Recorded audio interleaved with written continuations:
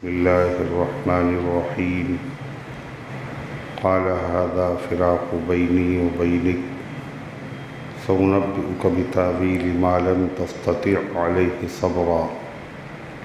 أما السفينة فكانت لمساكين يعملون في البحر فأردت أن أعيبها وكان وراءهم ملك يأخذ كل سفينة غصبا. وأما الغلام فكان أبواه مؤمنين فخشينا أن يرهقهما طغيانا وكفرا فأردنا أن يبدلهما ربهما خيرا منه زكاة وأقرب رحما.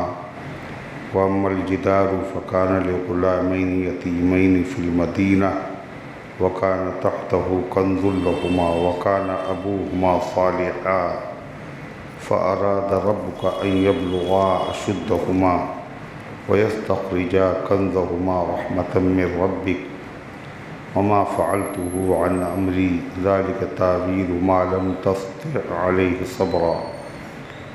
ويسألونك عن ذي القرنين قل سأتلو عليكم منه ذكرا.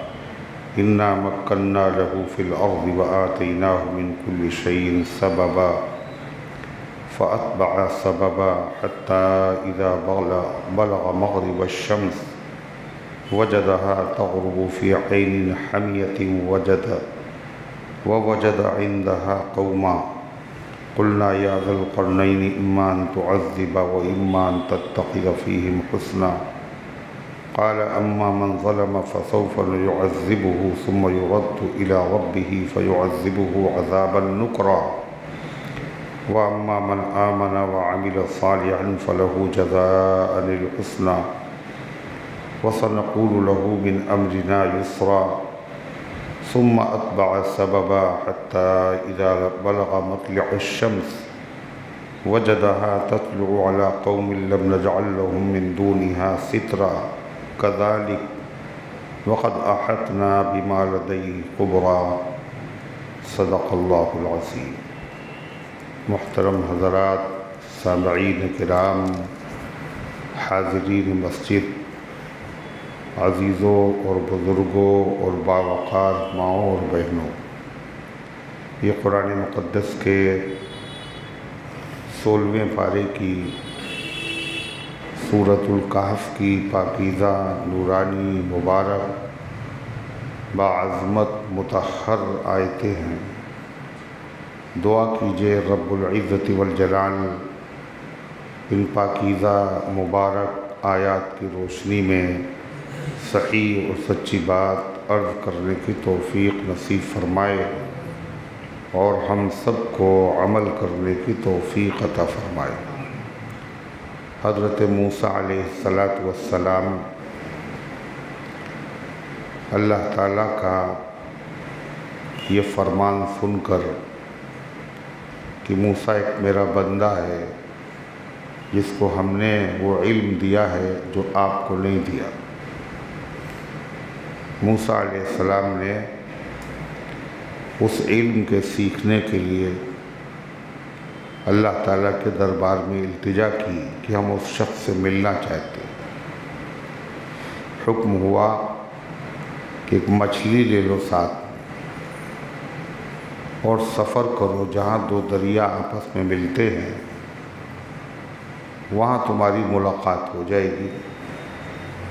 حضرت موسیٰ علیہ السلام نے اپنے خادم حضرت یوشع ابن نون ابن افراہیم ابن یوسف کو ساتھ میں لے کر کے سفر شروع کیا. جب ایک دن ایک رات کی منزل طے کر لی تو آرام کرنے کے لیے پتھر کی چٹان کے پاس لیٹے.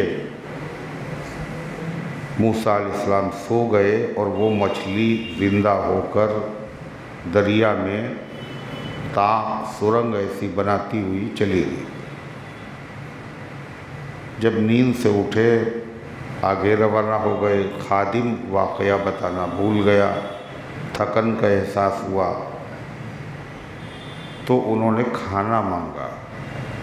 اب خادم کو یاد آیا، خادم نے بتایا، فرمائے وہی تو جگہ تھی۔ الٹے پیروں نشانات قدم دیکھتے ہوئے جب اسی مقام پر پہنچے تو دیکھا ایک صاحب چادر اوڑھے ہوئے لیٹے ہیں۔ سلام کیا، انہوں نے کہا سلام؟ یہاں سلام کی آواز کہاں سے؟ کہا کہ میں موسیٰ ہوں، بنی اسرائیل کے موسیٰ؟ جی ہاں، میں آپ کی خدمت میں حاضر ہوا، اللہ نے ایک علم آپ کو عطا فرمایا ہے، وہ میں آپ سے سیکھنا چاہتا ہوں۔ کیا میں آپ کے ساتھ رہ کر وہ علم سیکھ سکتا ہوں؟ تو حضرت خضر نے فرمایا کہ آپ میرے ساتھ رہ کر صبر نہیں کر سکیں گے، اس لیے کہ آپ کا جو علم ہے وہ دوسرا ہے اور میرا علم ہے وہ دوسرا ہے۔ بظاہر وہ آپ کو شریعت کے خلاف لگے گا، لیکن میں اس کے کرنے پر مامور ہوں اللہ کی طرف سے۔ فرمایا میں صبر کروں گا انشاءاللہ۔ روانہ ہو گئے، کشتی پہ سوار ہوئے، ان لوگوں نے بغیر کرائے کے بٹھا لیا۔ حضرت خضر کو وہ لوگ جانتے تھے۔ حضرت خضر نے اس کشتی کو عیبدار بنا دیا، اس میں سوراخ کر دیا، اس کا تختہ اکھاڑ دیا۔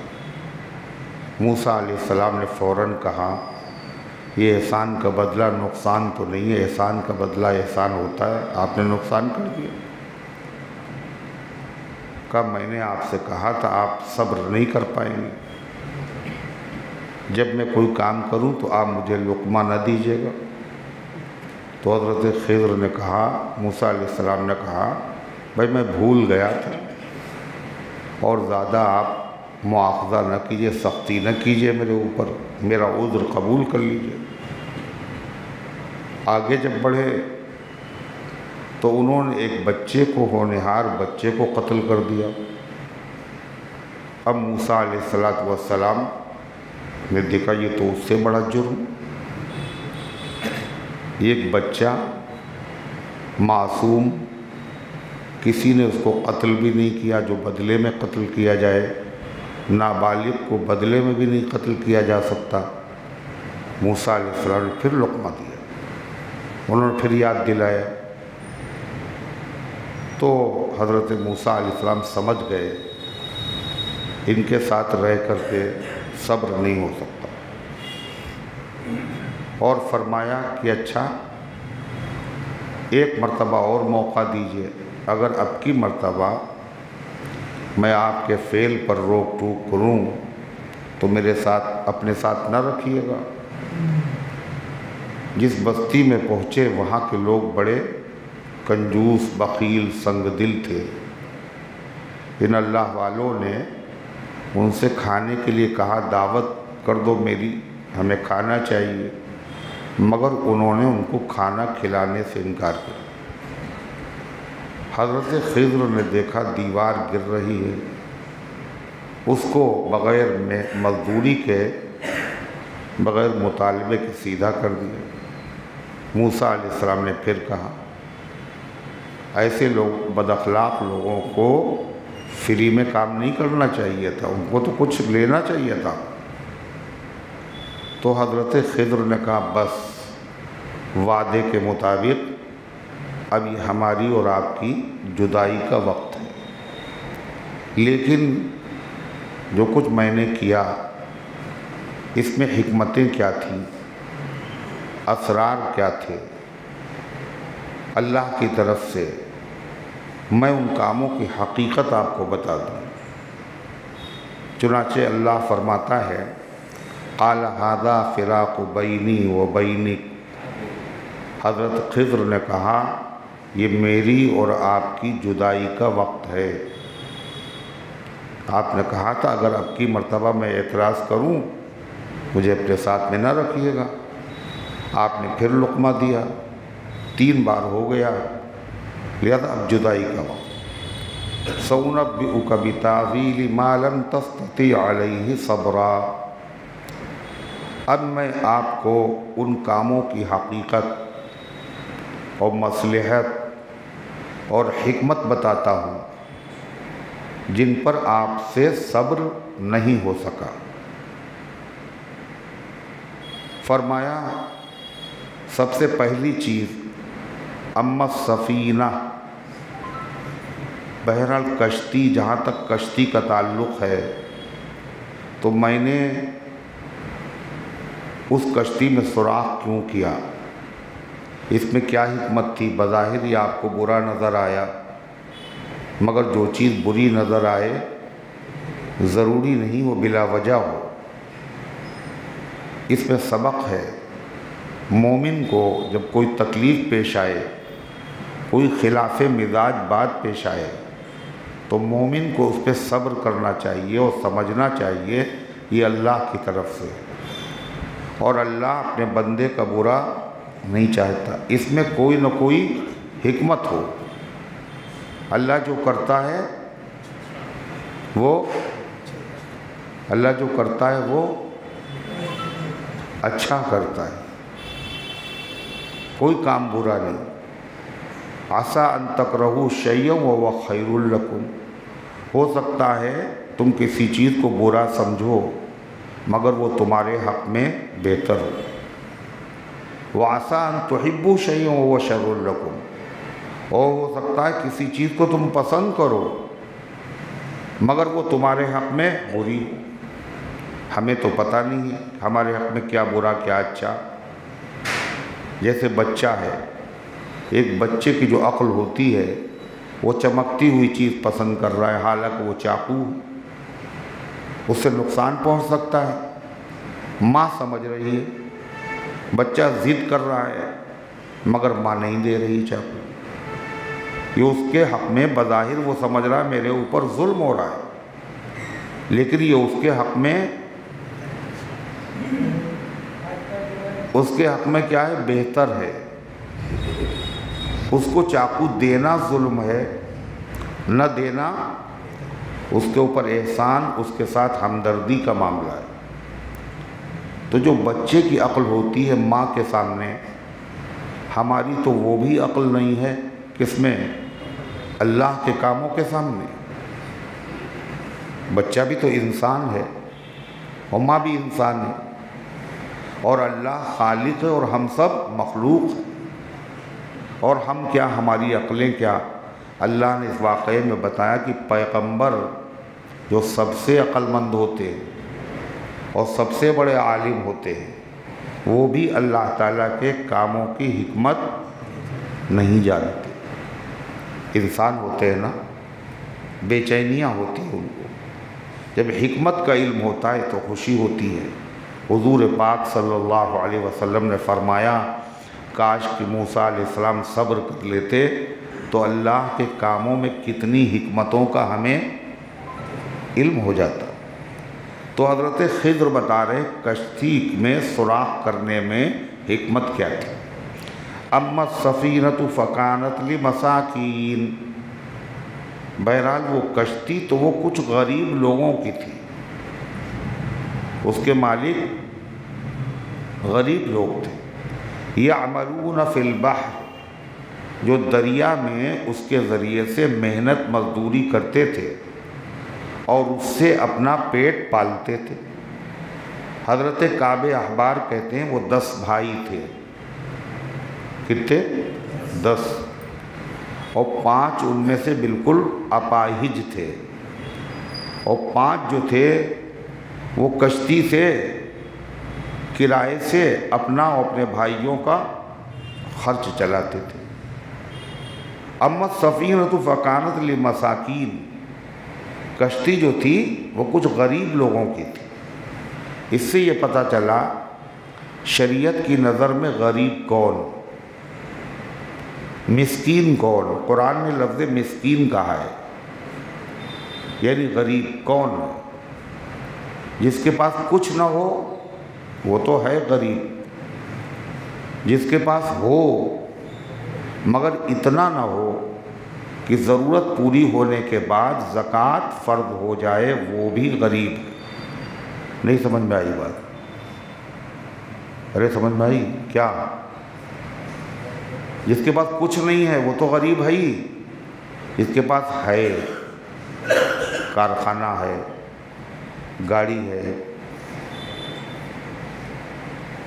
اور لیکن وہ ضرورت کی چیزیں ہیں، ضرورت کے بعد اتنا نہیں ہے جو زکوٰۃ کی اس کے اوپر فرض ہو جائے۔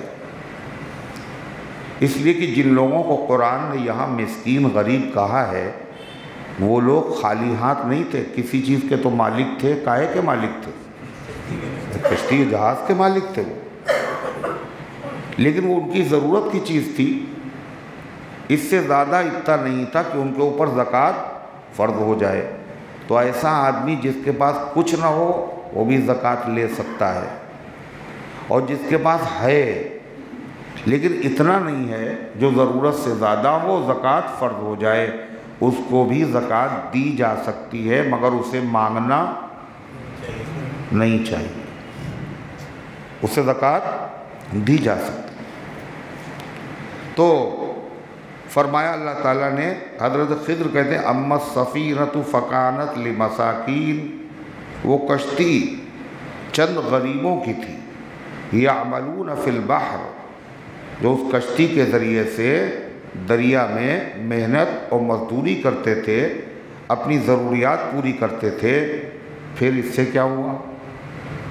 کہتے ہیں فَأَرَدْتُ أَنْ أَعِيبَهَا، میں نے چاہا کہ اس کشتی میں عیب پیدا کر دوں، توڑ دوں، اس کو خراب کر دوں، اور خراب کرنے ہی میں ان کی بھلائی تھی،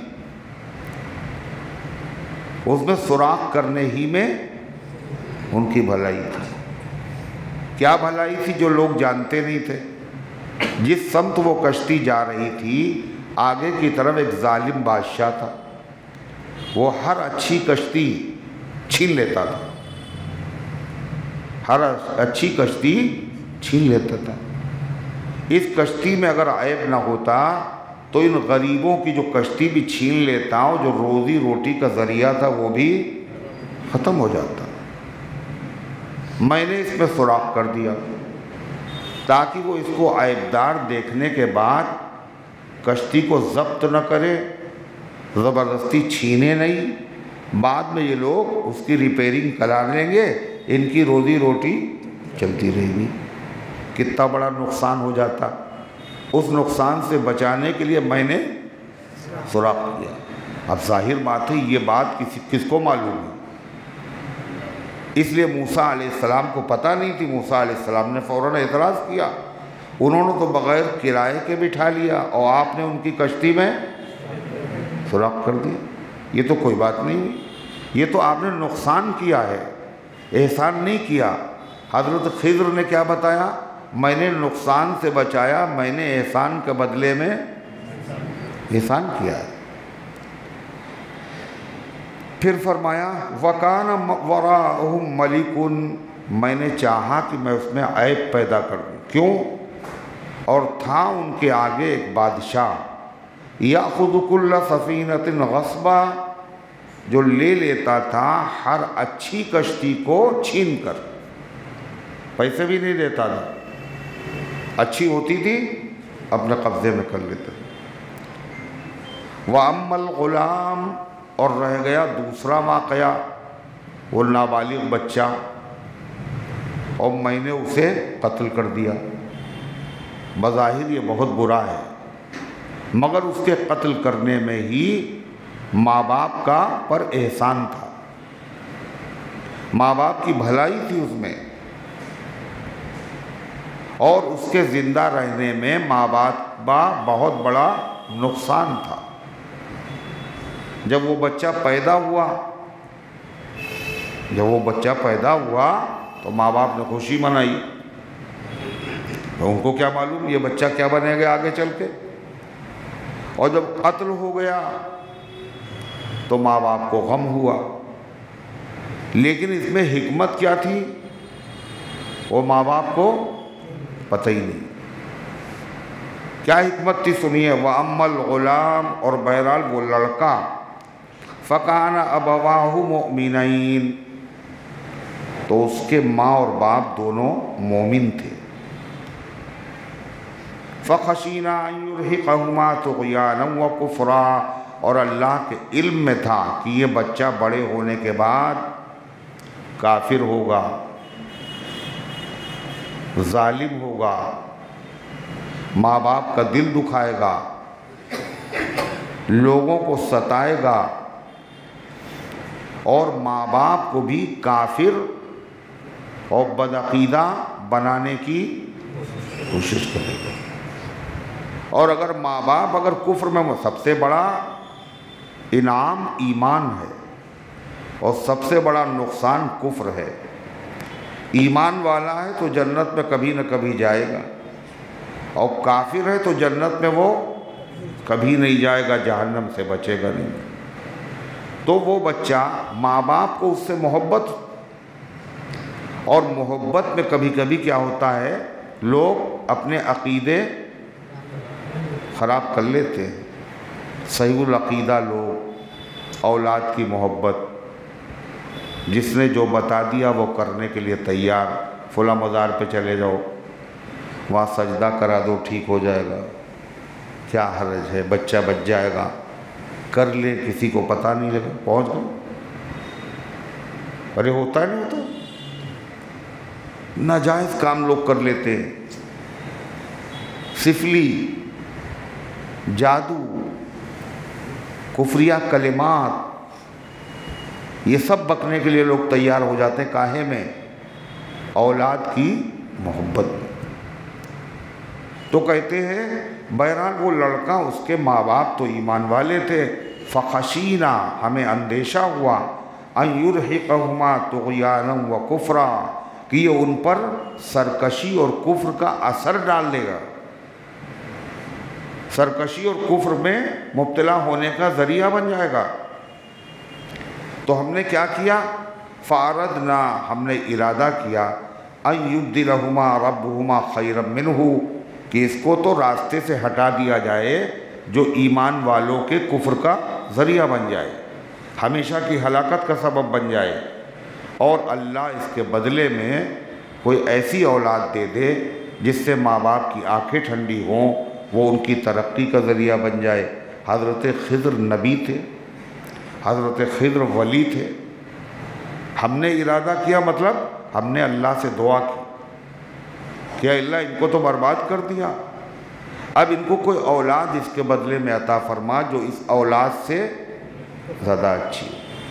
وَأَرَدْنَا، اور ہم نے ارادہ کیا، أَن يُبْدِلَهُمَا، کہ بدلے میں دے ان دونوں کو، ربہما، ان کا رب، خیرم منہ، اس سے اچھی اولاد۔ کس سے اچھی اولاد؟ زکاۃ واقرب رحما، جو پاکیزگی یعنی دین میں بھی اچھی ہو، واقرب رحما، اور رحم کرنے میں، شفقت کرنے میں، محبت کرنے میں بھی اس سے اچھی ہو۔ چنانچہ اللہ تعالیٰ نے ان کو ایک لڑکی عطا فرمائی۔ یہ تھا لڑکا، اور اس لڑکے کی ہلاکت کے بعد اللہ نے کیا دیا؟ لڑکی۔ مگر وہ لڑکی جو ضرور تھی، مگر وہ لڑکے سے بہت اچھی تھی۔ جیسے مریم کی والدہ، انہوں نے منت مانی تھی کہ لڑکا ہو بیت المقدس کا خادم بنائیں گے، اور پیدا کون ہوا ان کے وہاں؟ لڑکی مریم۔ تو انہوں نے اللہ تعالیٰ سے کہا بہت حسرت کے ساتھ، رب انی وضعتها انثی، اللہ میں نے تو لڑکی کو جنم دیا ہے، واللہ اعلم بما وضعت، یہ اللہ کو بتانا نہیں تھا کہ اللہ میں نے لڑکی کو جنم دیا ہے، اللہ کو معلوم نہیں، یہ حسرت کو ظاہر کرنا تھا، افسوس، میرا ارادہ تو کچھ اور تھا، بیت المقدس کا خادم بنائیں گے، اور اللہ ہوئی لڑکی۔ اللہ تعالیٰ نے کیا کہا؟ وَلَيْسَ الذَّكَرُ كَالْأُنثَىٰ، مریم جو تم لڑکا مانگ رہی تھی، وہ لڑکا اس جیسی، اس لڑکی کے برابر نہیں ہوتا، یہ لڑکی ہی بہت اچھی ہے۔ اللہ نے اس لڑکی کو پوری دنیا پوری کائنات سے الگ بنایا. اس سے ایک ایسی چیز اللہ نے ظاہر کی، اپنی قدرت کی نشانی جو کسی کے اندر نہیں تھی. اور وہ کیا تھا؟ ان کے بطن سے بغیر باپ کے اللہ نے حضرت عیسیٰ علیہ السلام کو پیدا کیا. وہ ایک نبی کی والدہ بنی، اور نبی بھی کون؟ اولو العزم پیغمبر. ایسے یہاں بھی اللہ بدلے میں ان سے اچھی اولاد دے. اللہ نے ان کو کیا دیا؟ لڑکے کے بجائے لڑکی. اور بعض روایات میں ہے اس لڑکی سے ایک نبی پیدا ہوا. ایک دوسری روایت میں ہے اس لڑکی کے بطن سے 2 نبی پیدا ہوئے، اور ان سے بہت سے لوگوں کو اللہ نے ہدایت عطا فرمائی. ایک مفسر نے لکھا کہ وہ لڑکی ایک پیغمبر کی بیوی بنی اور ایک پیغمبر کی ماں بنی، یعنی اس کا نکاح بھی پیغمبر کے ساتھ ہوا اور اس کی گود میں بھی پیغمبر پیدا ہوا. تو اللہ کی حکمت کے راز، اللہ کے کاموں کے راز اللہ ہی جانتا ہے. اللہ تعالیٰ فرماتا ہے پھر حضرت خضر نے کہا. اور تیسری بات کیا تھی عدیل؟ حضرت خضر نے کیا کیا تھا؟ تیسرا کام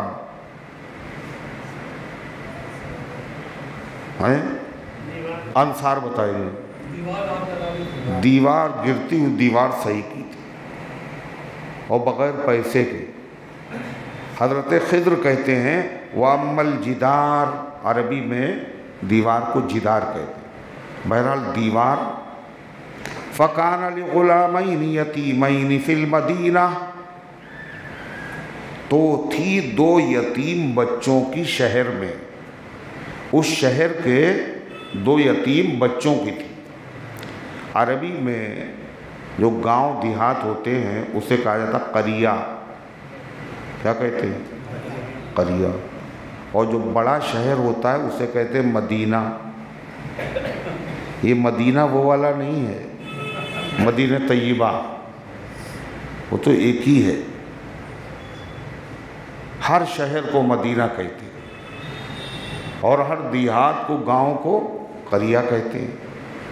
لیکن کبھی کبھی شہر کو بھی قریہ کہہ دیا جاتا ہے.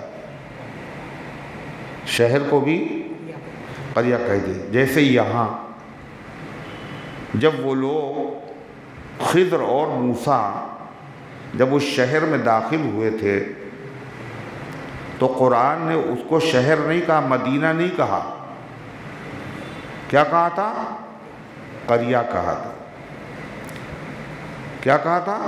حَتَّى إِذَا أَتَيَا أَهْلَ قَرْيَةٍ، یہاں تک کہ وہ دونوں پہنچے ایک بستی والوں کے پاس، ایک دیہات گاؤں والوں کے پاس. یہ وہی گاؤں تو تھا. فَأَبَوْا يُضَيِّفُوهُمَا، انہوں نے مہمان بنانے سے انکار کر دیا. پھر کیا ہوا؟ فَوَجَدَ فِيهَا جِدَارًا، اس میں انہوں نے ایک دیوار دیکھی جو گر رہی تھی. کہاں؟ جس کو قرآن نے پہلے قریہ کہا اسی کو قرآن یہاں مدینہ بتا رہا ہے. معلوم یہ ہوا کہ جس کو مدینہ بڑے شہر پر بھی لفظ قریہ کبھی کبھی بولا جاتا ہے. تو قرآن نے کیا کہا؟ وَأَمَّا الْجِدَارُ فَكَانَ لِغُلَامَيْنِ يَتِيمَيْنِ، وہ دیوار 2 یتیم بچوں کی تھی. فِي الْمَدِينَةِ، شہر کے 2 یتیم بچوں کی تھی. ایک تو بچے تھے وہ، اور دوسرے وہ یتیم بھی تھے. وَكَانَ تَحْتَهُ كَنْزٌ لَهُمَا، اور اس دیوار کے نیچے ان کا خزانہ تھا. اگر وہ دیوار گر جاتی تو سارا خزانہ بستی کے لوگ لوٹ لیتے، اس لیے کہ وہ اتنے ظالم لوگ تھے جنہوں نے پیغمبر کو کھانا تک تو بولو مانگنے کے بعد نہیں کھلایا. تو یتیم بچوں کو مال اگر مل جاتا تو سب لوٹ لیتے. وہ کیا خزانہ تھا؟ بعض مفسرین کہتے ہیں وہ سونا اور چاندی تھا. بعض مفسرین نے لکھا ہے کہ وہ حقیقت میں ایک سونے کی تختی تھی. کاہے کی؟ ہاں، سونے کی تختی تھی، اور اس پہ نصیحت کی باتیں لکھی ہوئی تھیں. ایک تو نصیحت کی باتیں، وہ بھی خزانہ، علم کا خزانہ، اور سونے کی تختی. سونا کیا ہے؟ وہ بھی ایک خزانہ ہے، سب سے قیمتی چیز ہے. آج کل دیکھیے کہاں جا رہا ہے. تو اس تختی پر لکھا ہوا تھا، تعجب ہے اس آدمی پر جو تقدیر پر ایمان رکھتا ہے اور پھر غمزدہ بھی ہوتا ہے. تقدیر پر ایمان رکھتا ہے کہ اللہ جو کرتا ہے وہ سب اچھا کرتا ہے، اور اس کے بعد پھر کوئی نقصان ہو جاتا ہے تو غمزدہ ہوتا ہے. کسی کا انتقال ہو جاتا ہے تو غمزدہ ہوتا ہے. اس پہ لکھا تھا دوسری لائن میں، تعجب ہے اس شخص پر جو اللہ کو رزاق سمجھتا ہے. روزی دینے والا اللہ ہے، اور روزی جتنی ملنا ہے اس نے پہلے ہی سے لکھ دی، اور پھر بھی کمانے میں جان دیتا ہے. معلوم ہے ملے گا اتنا جتنا اللہ نے قسمت میں لکھا ہے، پھر بھی نہ حلال دیکھ رہا نہ حرام دیکھ رہا ہے. نمازیں بھی قربان کر رہا ہے، تراویح بھی قربان کر رہا ہے، حد سے زیادہ محنت کر رہا ہے، وقت پہ کھا نہیں رہا، وقت پہ پی نہیں رہا. جو مقدر میں لکھا ہوا کوئی لے جا نہیں سکتا. جتنے لقمے مقدر ہیں وہ کھا کے آدمی مرے گا. تعجب ہے جو اللہ کو رزاق جانتا ہے اور اس کے بعد روزی کمانے کے لیے بیجا محنت کرتا، ضرورت سے زیادہ. تعجب ہے اس شخص پر جس کو مرنے کا یقین ہے اور اس کے بعد ہنستا بھی ہے، قہقہے لگاتا ہے، اور کفن اس کا بازار میں آ چکا اور تختے بھی آ چکے، اور پھر بھی قہقہے لگا رہا، ٹھٹے لگا رہا. تو یہ نصیحت کی باتیں.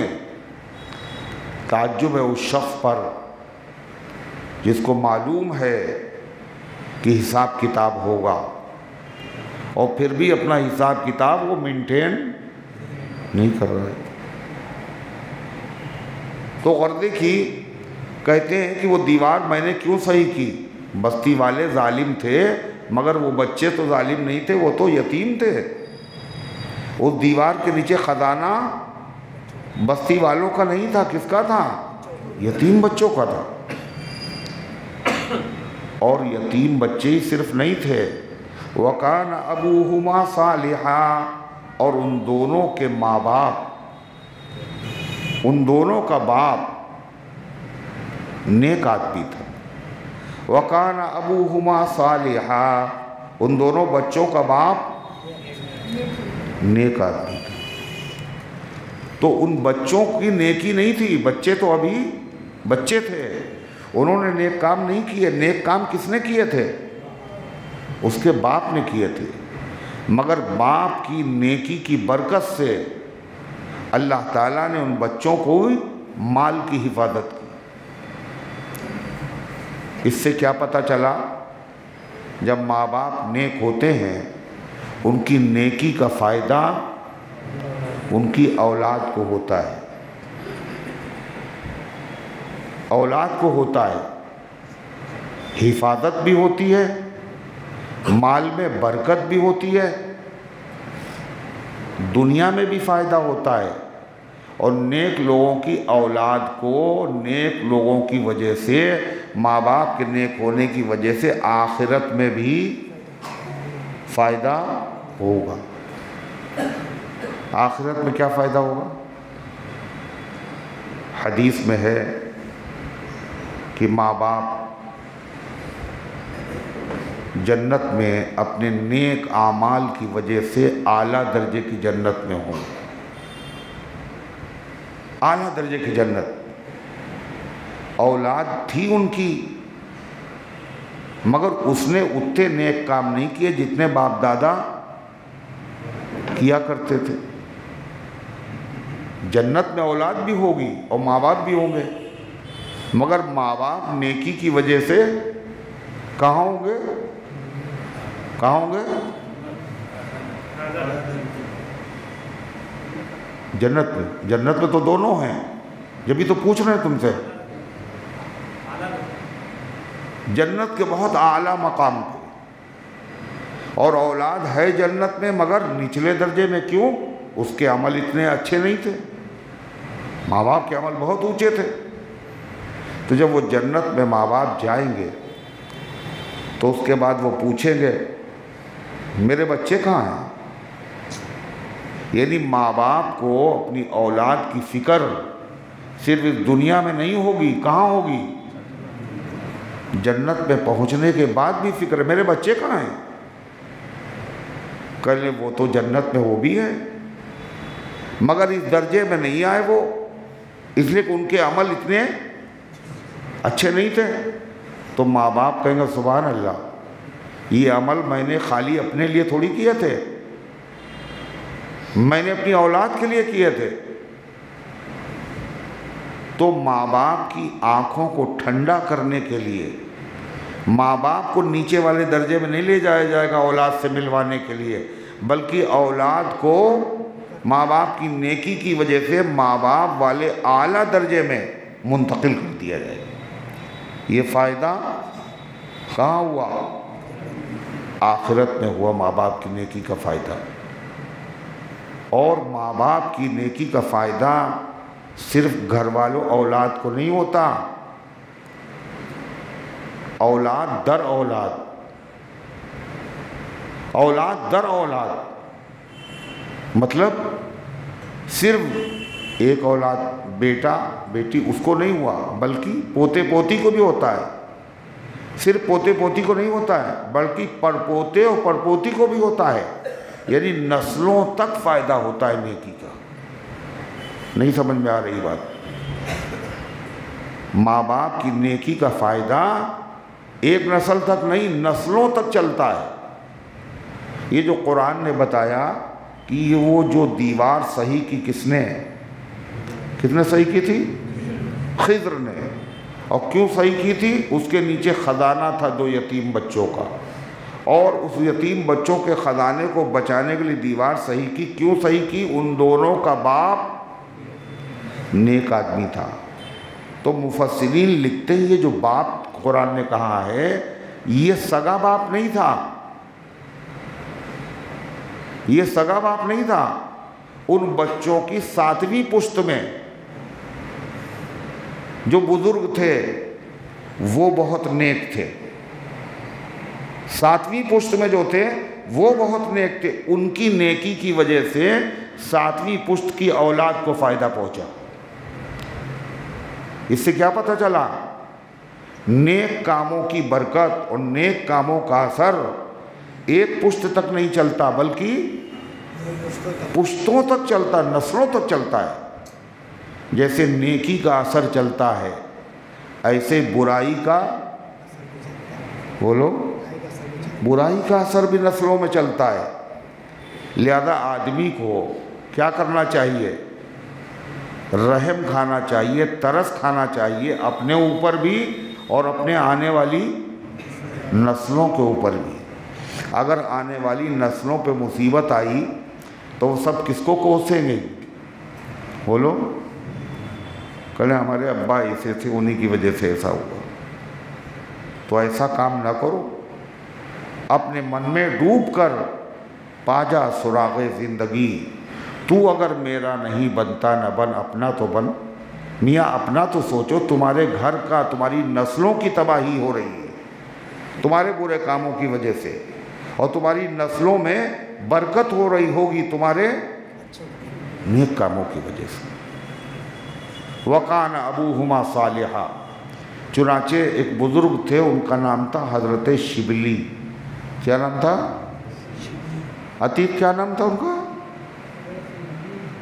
ہاں صحیح کہا. شبلی رحمۃ اللہ علیہ مشہور بزرگ ہے، وہ بغداد میں تھے اور کہنے لگے اس شہر کی حفاظت کا ذریعہ میں ہوں، اس شہر کی حفاظت کا ذریعہ میں ہوں۔ اور یہی ہوا، ان کا انتقال ہوا اور شہر پر دیلم کے کافروں نے حملہ کر دیا، پورا بغداد برباد ہو گیا۔ لوگ کہتے تھے دو نقصان ہوئے ہیں، دو غم ہوئے ہیں، ایک حضرت شبلی کی وفات کا اور دوسرے بغداد کی بربادی۔ تو ایسے بننا چاہیے جس کے ذریعے سے ہمارا بھی فائدہ ہو، ہماری نسلوں کا فائدہ ہو، خالی نسلوں کا نہیں، پاس پڑوس کے لوگوں کو فائدہ ہو۔ محمد ابن منقدر ایک بزرگ ہے، وہ کہتے ہیں جب آدمی نیک کام کرتا ہے تو اس کا فائدہ اس کی اولاد کو، اولاد کی اولاد کو، اور اس کے آس پڑوس میں رہنے والوں سب کو ہوتا ہے، اور اگر برا ہوا تو نقصان بھی سب کو پہنچے۔ اگر اس سے لوگوں کو فائدہ ہوا تو لوگ اس کی برائی کریں گے نا، جب یاد کریں گے تو برا بھلا کہیں گے، کوسیں گے، لعنت ملامت کریں گے، سب تعریف کریں گے، دعائیں دیں گے۔ اور اگر نقصان ہوا تو کہیں گے مر گیا مردود ہے اور مصیبت میں ڈال گیا، اب تک بھگت رہے ہیں۔ حدیث میں آتا ہے کہ اگر آدمی ہر فرض نماز کے بعد آیت الکرسی پڑھ لے تو اس کو جنت میں جانے سے جو چیز روکے ہوئے ہے وہ موت ہے۔ موت کے بغیر تو جائے گا نہیں، جیسے ہی موت آئی سیدھا جنت۔ اور جو آدمی آیت الکرسی کو پڑھے بستر پر پہنچ کر سونے سے پہلے، تو اس کا پڑھنا یہ اس کے گھر کی حفاظت کا ذریعہ ہے، اس کے گھر کی حفاظت کا ذریعہ ہے، اور اس کے گھر والوں کی حفاظت کا ذریعہ ہے، اور آس پاس کے کئی گھروں کی حفاظت کا ذریعہ ہے۔ اور ہم چاہتے ہیں کسی کی حفاظت نہ ہو، یہی چاہتے ہیں۔ اللہ کے بندو، یہ امت خیر امت ہے، لوگوں کو فائدہ پہنچانے کے لیے پیدا ہوئی ہے، اپنا فائدہ بھی ہوگا اور غیروں کو بھی فائدہ ہوگا۔ اللہ کے نبی تو رحمت ہیں، آپ کی تعلیم رحمت ہے، آپ کے غلام رحمت ہے۔ اگر وہ نبی کی تعلیم پر عمل کریں تو پڑوسیوں کے لیے رحمت، اپنوں کے لیے رحمت، نسلوں کے لیے رحمت۔ اور اگر نبی کی تعلیم پر عمل نہ کریں تو اپنے لیے زحمت، اولاد کے لیے زحمت، پڑوسیوں کے لیے زحمت، سب کے لیے زحمت۔ اللہ تعالی ہم سب کو سمجھنے کی توفیق عطا فرمائے اور عمل کرنے۔ اللہ فرماتا ہے تو خضر نے کہا وہ دیوار میں نے جو صحیح کی اس لیے تاکہ ان بچوں کا خزانہ بچ جائے۔ فَأَرَادَ رَبُّكَ، آپ کے رب نے چاہا، أَن يَبْلُغَا أَشُدَّهُمَا، کہ یہ دونوں بچے پہنچ جائیں اپنی جوانی کی عمر کو، بڑے ہو جائیں۔ وَيَسْتَخْرِجَا كَنْزَهُمَا، اور اپنا خزانہ خود نکال لیں اور ضرورت میں کام کریں۔ پھر حضرت خضر نے کہا یہ اللہ نے کیوں کیا؟ رحمتاً من ربک، یہ آپ کے پروردگار کی صرف مہربانی ہے۔ اور موسیٰ علیہ السلام سے کہا حضرت خضر نے، آپ کیا سمجھتے تھے یہ جتنے کام میں نے کیے ہیں کوئی کام میں نے اپنی مرضی سے بولو نہیں کیا، ہر کام میں نے اللہ کے حکم سے کیا۔ جیسے آپ اللہ کے حکموں کے پابند ہیں ویسے ہم بھی اللہ کے حکموں کو پابند ہیں، مگر آپ کا علم دوسرا ہے اور میرا علم دوسرا ہے۔ آپ کا علم وہ ہے جس کی لوگ نقل کریں، جو نقل کرے گا اس کو فائدہ ہوگا، مگر میرا علم وہ ہے جو لوگوں کی نقل کرنے کے لیے نہیں ہے۔ اگر کوئی نقل میری کرے گا تو دنیا میں فساد برپا ہو جائے گا، لیکن جو میں نے کیا ہے اپنی مرضی سے، کیا کہا حضرت خضر نے؟ وَمَا فَعَلْتُهُ عَنْ أَمْرِي، اور میں نے یہ کام اپنی مرضی اور اپنے حکم سے نہیں کیے۔ ذَلِكَ تَعْوِيلُ مَا لَمْ تَسْطِع عَلَيْهِ صَبْرًا، یہ حکمتیں ہیں، یہ اسرار ہیں، یہ بھید ہیں ان کاموں کے جن کاموں پر آپ سے صبر نہیں ہو پایا۔ اور حضرت خضر موسیٰ علیہ السلام سے جدا ہو کر کے چلے گئے۔ اب حضرت خضر زندہ ہیں یا ان کا انتقال ہو گیا؟ قرآن نے تو بات ختم کر دی، صحیح حدیثوں میں بھی اس کا کوئی تفصیل اور ڈیٹیل نہیں ہے۔ بعض روایات اور آثار سے پتہ چلتا ہے کہ حضرت خضر آج بھی زندہ ہے، اور بعض روایات آثار سے پتہ چلتا ہے نہیں، ان کا انتقال ہو گیا۔ اس لیے علماء میں اختلاف ہے، بعض کہتے ہیں زندہ ہے اور بعض کہتے ہیں زندہ نہیں، مگر یہ کوئی ایسا مسئلہ نہیں ہے جو مرنے کے بعد قبر میں پوچھا جائے یہ بتاؤ خضر زندہ تھے یا مر گئے تھے۔ ضروری نہیں، جو ضروری مسئلے ہوتے ہیں اللہ قرآن و سنت میں ان کو ضرور بیان کرتا ہے، اور جو ضروری نہیں ہوتے ان کو بیان نہیں کیا جاتا۔ تو بعض علماء کہتے ہیں کہ وہ زندہ ہے۔ دلیل کہتے ہیں جب حضور پاک صلی اللہ علیہ وسلم کی وفات ہوئی، صحابہ سب غمزدہ تھے، تو ایک صاحب آئے، سفید داڑھی ان کی، اور آ کے انہوں نے یہ بھی کہا کہ اللہ کے نبی کو غسل دینے کے لیے کپڑے مت اتارو۔ سارے لوگوں کو جب نہلایا جاتا کپڑے اتار دیے جاتے، نبی کو کپڑے مت اتارو۔ اور انہوں نے تعزیت کے کلمات کہے، کوئی ان کو جانتا نہیں تھا۔ جب وہ چلے گئے تو حضرت صدیق اکبر اور حضرت علی نے کہا یہ حضرت خضر تھے۔ بعض لوگوں نے یہ بتایا،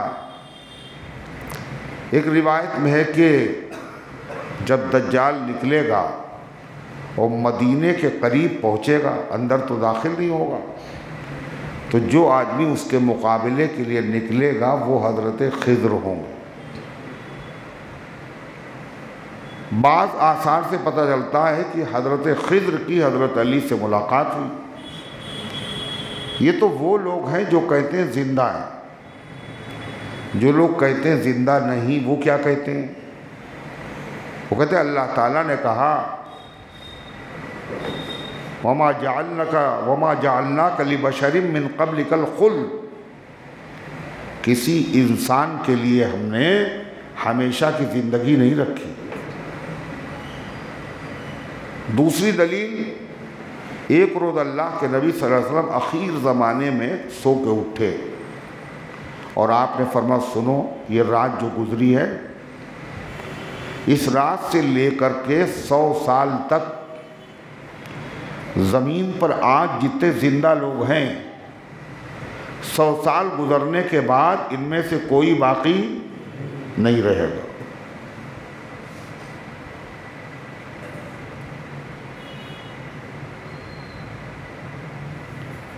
سو سال گزرنے کے بعد کوئی زندہ نہیں رہے گا۔ تو ظاہر بات ہے کتنے سال ہو گئے، اور خضر کیسے زندہ ہو سکتے ہیں؟ تیسری بات، حضور پاک صلی اللہ علیہ وسلم آخری نبی ہیں۔ آپ نے فرمایا کہ اگر موسیٰ بھی میرے زمانے میں زندہ ہوتے تو میری اتباع کے بغیر چارہ نہیں تھا۔ تو اگر خضر اگر زندہ ہیں تو ان کو بھی نبی کے پاس آنا چاہیے تھا، نبی کی اتباع کرنا چاہیے تھا، یہ انہوں نے دلیلیں بیان کی۔ مگر ان دلیلوں کا بھی جواب ہے۔ جواب یہ ہے کہ حضور پاک علیہ السلام نے یہ جو فرمایا کہ 100 سال کے بعد کوئی زندہ نہیں رہے گا، اس سے مراد پوری دنیا کی زمین نہیں ہے، اس سے مراد صرف عرب کی زمین ہے۔ ورنہ اولاد آدم میں حضرت عیسیٰ علیہ السلام بولو زندہ ہے نہیں ہے، وہ بھی تو تھے۔ 100 سال کے بعد ان کو بھی ختم ہو جانا چاہیے، وہ تو زندہ ہے۔ اس کے علاوہ یاجوج اور ماجوج زمینی پہ ہیں، وہ بھی زندہ ہیں۔ اس سے مراد صرف عرب کی سرزمین تھی، پوری دنیا کی روئے زمین مراد نہیں۔ اور رہ گئی یہ بات کہ حضور پاک صلی اللہ علیہ وسلم کی شریعت پر عمل کرنا ضروری ہے، یہ کس نے کہا کہ انہوں نے اللہ کے نبی کی شریعت پہ عمل نہیں کیا؟ ارے آپ نے ان کو نہیں دیکھا، جب تک پہلے نبی کی شریعت تھی اس پر عمل کرتے رہے، جب نبی کا زمانہ پایا تو نبی کی شریعت پہ عمل کر رہے۔ مگر جمہور زیادہ تر علماء کی رائے یہ ہے کہ ان کا انتقال ہو گیا۔ ایک بزرگ ہیں مجدد الفسانی رحمۃ اللہ علیہ، انہوں نے کہا کشف کے ذریعے سے میں نے بات کی حضرت خضر سے اور حضرت الیاس سے، آپ لوگ زندہ ہیں یا مر گئے؟ کہنے ہم لوگ مر گئے، مگر اللہ تعالیٰ نے یہ خصوصیت ہمیں رکھی ہے، ہم لوگوں کی رکھی ہے کہ ہم لوگ جب ضرورت ہوتی ہے تو اللہ تعالیٰ مدد کے لیے مجھے کہیں نہ کہیں کسی شکل میں بھیج دیتا ہے۔ لیکن یہ مسئلہ صرف چونکہ لوگوں میں بحث ہے اس لیے ذکر کر دیا گیا، ورنہ یہ کوئی ایسا مسئلہ نہیں جس کا جاننا ضروری ہو یا جو عقیدے کا مسئلہ ہو۔ اللہ تعالیٰ فرماتا ہے وَيَسْأَلُونَكَ عَنْ ذِي الْقَرْنَيْنِ، یہودیوں نے نبی کا امتحان لینے کے لیے جو سوالات کرائے تھے وہ کئی سوال تھے؟ کہے تھے 3۔ نمبر 1 اصحاب کہف، نمبر 2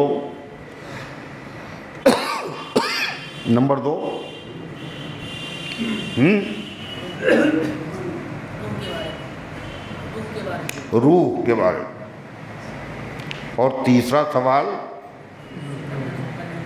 ذوالقرنین کے بارے میں۔ 2 کا جواب گزر گئے، تیسرے سوال کا ذکر ہے۔ ذوالقرنین کون تھے؟ یہودیوں نے یہ سوال آپ کی نبوت کا امتحان لینے کے لیے کرایا تھا، اس کا جواب قرآن کی اس آیت میں آیا۔ وہ آپ سے پوچھتے ہیں ذوالقرنین کے بارے میں۔ ذوالقرنین ایک نہایت ہی عادل منصف بادشاہ تھے، اور ان کی پوری دنیا پہ حکومت ہوئی۔ ان کو سکندر بھی کہا جاتا ہے،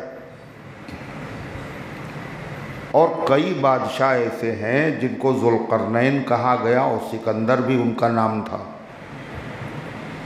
ان میں سے ایک ہے سکندر، 300 سال پہلے عیسیٰ علیہ السلام کے زمانے سے 300 سال پہلے، اس کو کہتے ہیں سکندر مقدومی۔ سکندر مقدومی، اس کو بھی ذوالقرنین کہتے تھے،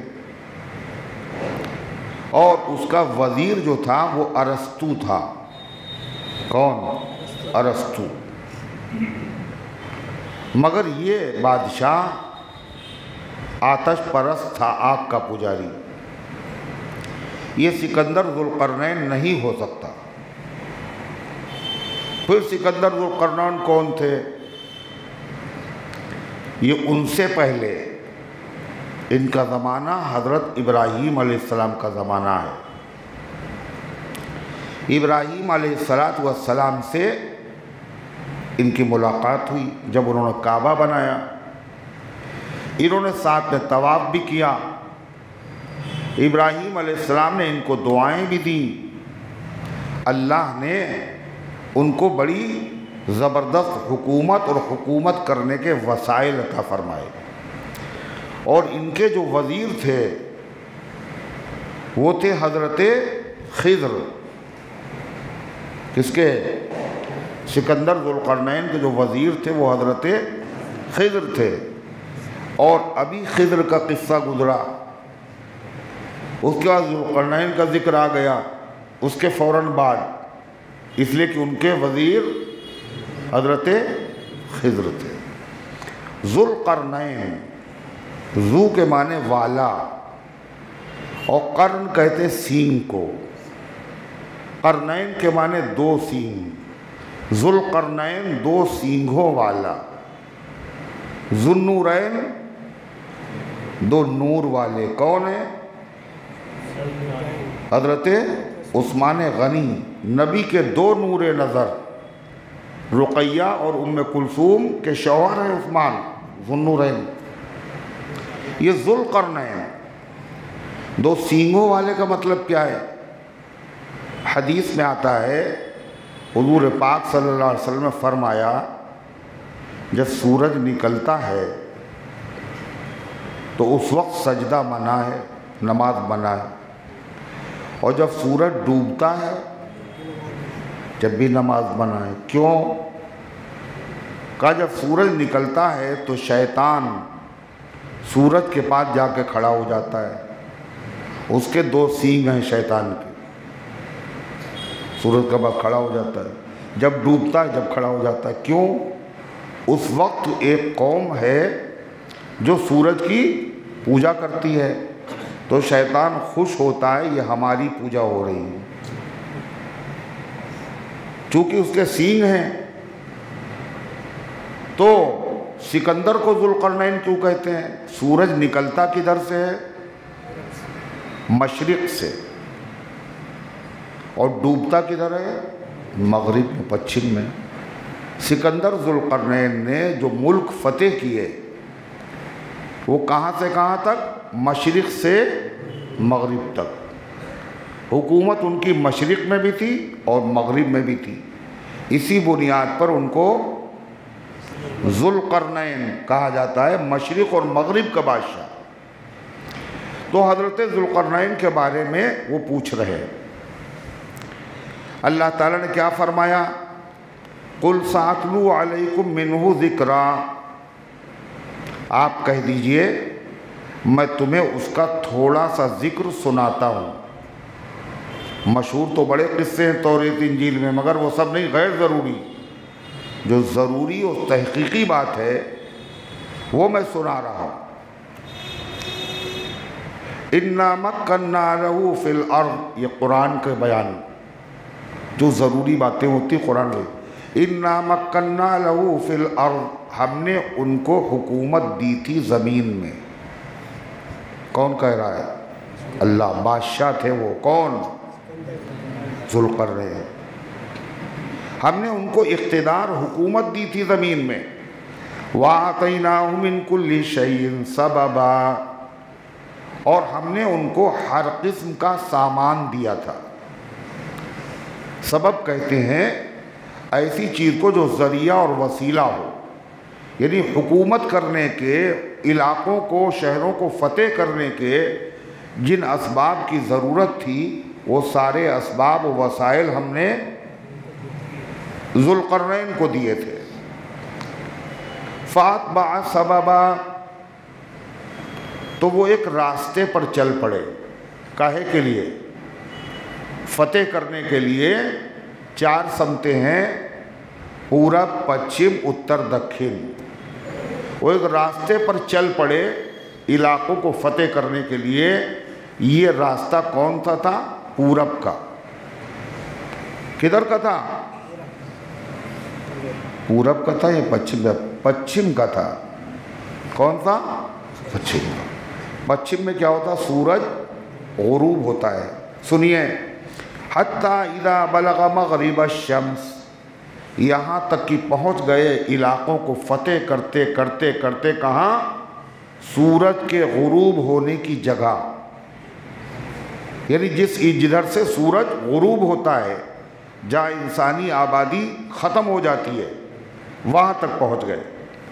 فوجدها تغرب في عین حمیہ، تو انہوں نے اس سورج کو دیکھا وہ غروب ہو رہا ہے، ڈوب ہو رہا ہے سیاہ چشمے میں، کالے چشمے میں، جو آنکھ پہ لگایا جاتا ہے نا، پانی کا چشمہ۔ مفسرین کہتے ہیں سیاہ چشمے سے مراد سمندر ہے۔ جب آدمی سمندر کا سفر کرتا ہے تو سورج نکلتا ہے تو ایسا لگتا ہے سمندر میں سے نکل رہا ہے، اور ڈوبتا ہے تو ایسا لگتا ہے سمندر میں ڈوب رہا ہے، آگے نظر جاتی نہیں۔ تو یہی بتا رہا ہے قرآن، یہ مطلب نہیں واقعی چشمے میں ڈوب رہا تھا۔ کیا ہوا؟ تو انہوں نے دیکھا اس کو، وہ ڈوب رہا ہے سیاہ چشمے میں۔ وَوَجَدَ عِندَهَا قَوْمًا، اور وہاں انہوں نے ایک قوم پائی، لوگ تھے وہاں آباد۔ وہ کیسے لوگ تھے؟ کفر میں مبتلا تھے، ایمان والے نہیں تھے۔ اللہ کہتا ہم نے ذوالقرنین سے کہا تمہارے سامنے دو راستے ہیں۔ کئے راستے ہیں؟ دو۔ یا تو تم ان کو سزا میں قتل کر دو، یا پھر پہلے ان کو اسلام کی دعوت دو، جو نہ مانے اسے سزا دو۔ اس کا مطلب یہ ہے ان تک اسلام کی دعوت پہلے پہنچ چکی تھی، اس لیے کہ جب تک دعوت نہ پہنچی ہو اللہ تعالیٰ عذاب نازل نہیں کرتا۔ تو دو آپشن ہیں تمہارے سامنے، یا تو بغیر دعوت دیے، دعوت تو پہنچ چکی ہے، انہوں نے مانا نہیں، قتل کر دو، یا تم پھر سے دعوت دو۔ یہ زیادہ اچھا طریقہ ہے۔ تو سکندر ذوالقرنین نے دوسرا طریقہ اختیار کیا۔ قرآن کہتا ہم نے کہا، اس کا مطلب ہم نے ذوالقرنین کے دل میں بات ڈالی۔ اگر براہ راست کہا ہے تو اس کا مطلب کیا ہوا؟ وہ نبی ہیں، حالانکہ وہ نبی نہیں تھے۔ یہ اس زمانے کے جو نبی تھے، جیسے خضر کے بارے میں آیا، جو ان کے وزیر تھے، ان کے ذریعے سے کہلوایا۔ کیا کہلوایا؟ سنیے، قلنا یا ذا القرنین، ہم نے کہا اے ذوالقرنین، اما ان تعذب، یا تو تم ان کو سزا دے دو، وَإِمَّا أَن تَتَّخِذَ فِيهِمْ حُسْنًا، یا ان کے ساتھ رعایت کا معاملہ، احسان کا معاملہ اختیار کرو، دوبارہ دعوت دو، جو نہ مانے اس کو سزا دو۔ تو حضرت ذوالقرنین نے جو اچھا طریقہ تھا وہ اختیار کیا۔ کیا کہا؟ قال اما من ظلم فسوف نعذبه، بہرحال جو ظلم کرے گا، دعوت دینے کے بعد بھی کفر، گھڑی ملا رہے ہو نا تم، بلا وجہ پریشان کرنا ہو، کچھ نہیں۔ اما من ظلم، دعوت دینے کے بعد جو آدمی کفر پر قائم رہے گا ہم اسی کو سزا دیں گے۔ اما من ظلم، جو ظلم کرے گا یعنی کفر کرے گا دعوت دینے کے بعد، فسوف نعذبه، تو ہم اسے سزا دیں گے۔ ثم يرد الى ربه فيعذبه عذابا نکرا، دنیا میں ہم اسے سزا دیں گے اور پھر وہ اپنے رب کی طرف لوٹایا جائے گا، اللہ قیامت کے دن اس کو سزا دے گا۔ وَأَمَّا مَنْ آمَنَ وَعَمِلَ صَالِحًا، اور جو ایمان لے آئے گا اور اچھے عمل کرے گا، فَلَهُ جَزَاءُ الْحُسْنَى، اس کو نیک بدلہ ملے گا، دنیا میں بھی ملے گا اور آخرت میں اللہ دے گا۔ وَسَنُقُولُ لَهُ مِنْ أَمْرِنَا يُسْرًا، اور ہم اس سے کہیں گے آسان بات، اس پہ دباؤ نہیں ڈالیں گے، سخت کام نہیں لیں گے، اس سے آسان بات کریں گے، بات ختم ہو گئی۔ قرآن کہتا ثم اتبع سببا، وہ کہاں تک فتح کر لیا انہوں نے؟ جہاں سورج ڈوب رہا تھا۔ پھر ایک راستے پر چل پڑے علاقوں کو فتح کرنے کے لیے۔ یہ راستہ کون سا تھا؟ جہاں سورج نکلتا ہے، یعنی کدھر گئے؟ اتر کی طرف نا؟ ہاں کدھر سے نکلتا ہے؟ پورب کی طرف۔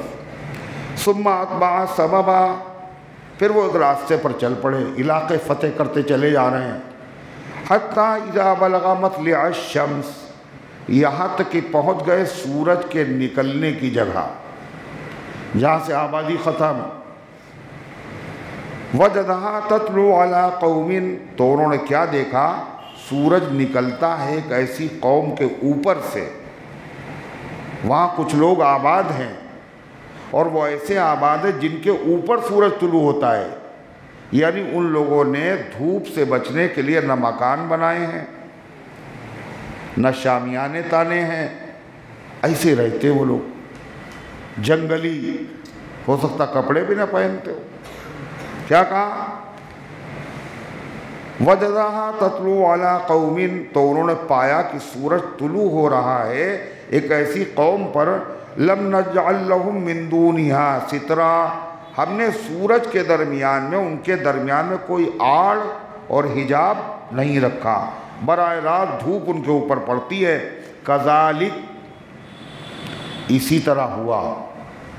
اللہ کا تاریخ کچھ بھی بتاتی ہو، مگر صحیح بات جو ہے وہی ہے جو میں نے قرآن میں بیان کر دی۔ پہلے انہوں نے کدھر کا رخ کیا؟ مغرب کا، اور پھر مشرق کا، علاقے فتح کرتے ہوئے چلے گئے۔ یہ کذالک کا یہ مطلب ہے جیسے جب وہ مغرب کی طرف گئے تھے تو اللہ تعالیٰ نے ان کو دو آپشن دیے تھے، یا تو ان کو کفر کی وجہ سے قتل کر دو، یا پھر پہلے دعوت دو جو نہ مانے قبول۔ کذالک، اسی طرح انہوں نے مشرق والوں کے طرف بھی یہی معاملہ کیا۔ وقد احطنا بما لدیہ خبرا، اللہ کہتا ہے جو کچھ ہم نے ان کو دیا تھا ہمیں پوری خبر ہے، اور پورا واقعہ جو ہے جو ہم بیان کر رہے ہیں یہی حقیقت پر، سچائی پر مبنی ہے۔ دو سفر ہو گئے، اب تیسرا سفر شروع کیا انہوں نے۔ ثم اتبع سببا، پھر وہ ایک راستے پر چل پڑے۔ قرآن نے جگہ نہیں بتائی، اتر گئے یا دکن گئے، پورب گئے یا پچھم گئے، مگر اندازے سے یہ پتہ چل گیا ایسی جگہ پہنچے جہاں سورج ڈوب رہا تھا، ایسی جگہ پہنچے جہاں سورج نکل رہا تھا، وہ مغرب کا تھا، مشرق کا سفر۔ اب یہ کون سا سفر تھا یا کوئی اندازہ ہی نہیں۔ علماء نے کہا اس سے مراد ہے اتر کا سفر۔ کدھر کا؟ شمال، اس لیے کہ آبادی جو ہے وہ دکن کے بجائے اتر ہی کی طرف ہے۔ یہ سفر جب انہوں نے کیا تو کہاں پہنچے؟ جہاں یاجوج اور ماجوج کے سلسلے میں لوگوں نے شکایت کی، اور پھر انہوں نے وہاں دیوار قائم کی تاکہ وہ لوگ ادھر قتل و غارت نہ کر سکیں۔ اس کی تفصیل انشاءاللہ پھر عرض کی جائے گی۔ آج اتنا ہی، اللہ ان گزارشات کو قبول فرمائے۔